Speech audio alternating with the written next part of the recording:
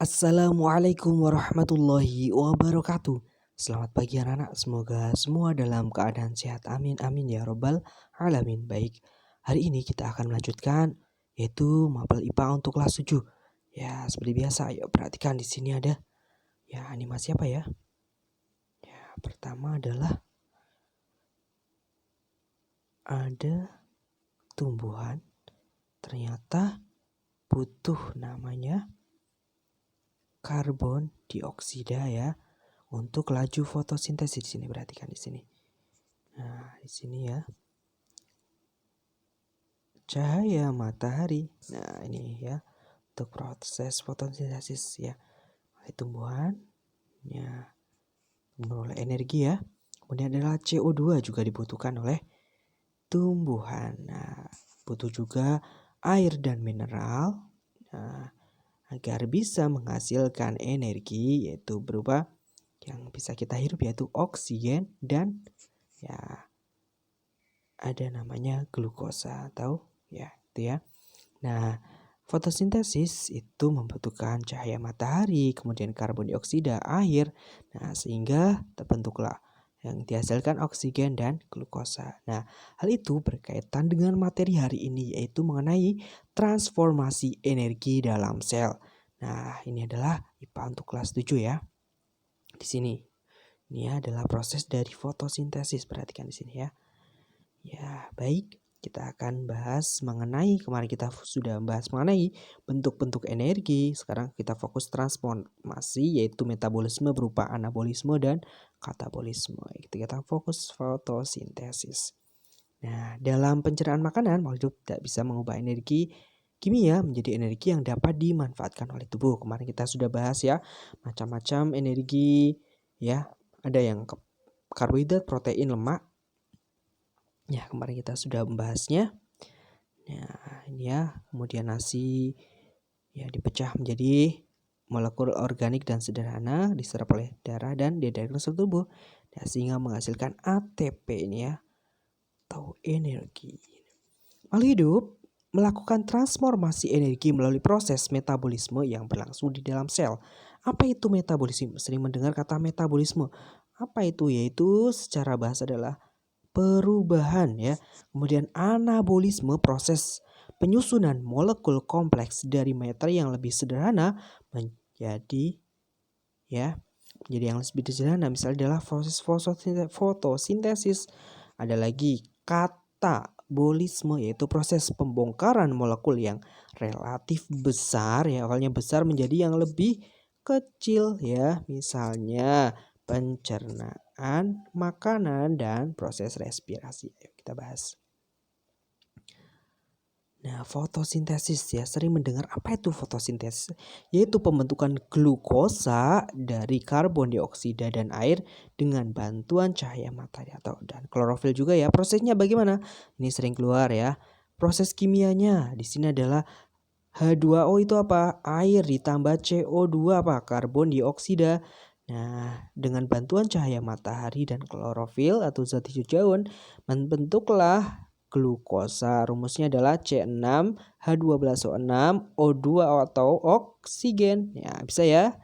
Tuh biasanya sering keluar prosesnya. Nah, transformasi dalam sel itu meliputi bagaimana makhluk hidup memperoleh energi, metabolisme, dan metabolisme karbohidrat, lemak, dan protein. Nah, ini ya. Untuk memperoleh energi ya pada tumbuhan di sini oleh klorofil atau zat hijau ini pada kloroplas ya dalam sel-sel tumbuhan ya.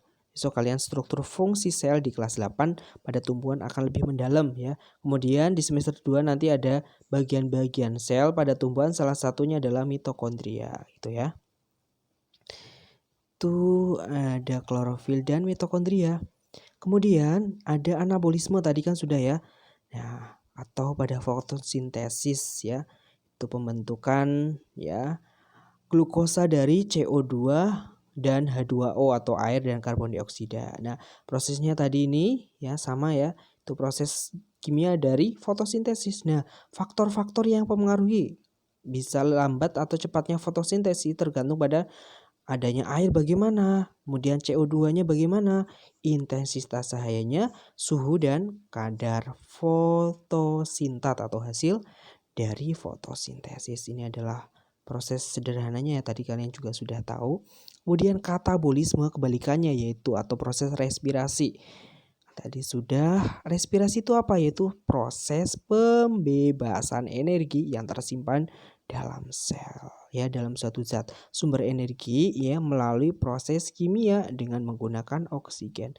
Contohnya di sini adalah respirasi pada glukosa, reaksinya C6H12O6 ditambah oksigen itu menghasilkan 6CO2 ditambah H2O ya plus energi atau glukosa. Itu ya anabolisme dan katabolisme. Kemudian di sini adalah skema metabolisme karbohidrat, protein, lemak. Di sini misalnya protein ya membentuk asam amino, ya ada urea dikeluarkan dalam bentuk urin. Nah, kemudian karbohidrat gula ya, glukosa kan gula, glikolisis glukosa, gliserol ini proses-prosesnya nih. Ada namanya siklus Krebs. Ini biasanya besok kalau kalian SMA lebih mendalam ya. Nah, itu rantai transport elektron dan fosforisasi oksidatif. Ini besok kalian SMA jurusan IPA ada yang minat, nah itu akan lebih mendalam.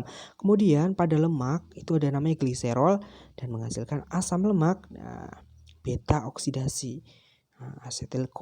Ini besok kalian pada kimia dan pada biologi ya di jurusan IPA itu akan lebih mendalam. Kemudian ini kalian ada percobaan ya, misalnya kalian punya belalang di sini, ditaruh sini belalangnya. Gimana ya proses bernafasnya atau respirasinya? Ini alatnya kalian biar tahu, oh ternyata juga belalang bisa bernafas ya.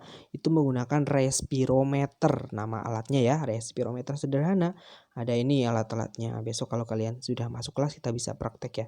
Ada EOC, nah itu bagaimana ya? Itu kalau besok kita di kelas bisa praktek. Oh ternyata nah, kadar pernafasan dari respirometer itu ternyata seperti itu. Nah, kemudian di sini ada namanya praktek fotosintesis Ingenhousz. Ini alat-alatnya ya. Nah, ini pakai hidrilla, kemudian ini corong dan lainnya alat-alatnya.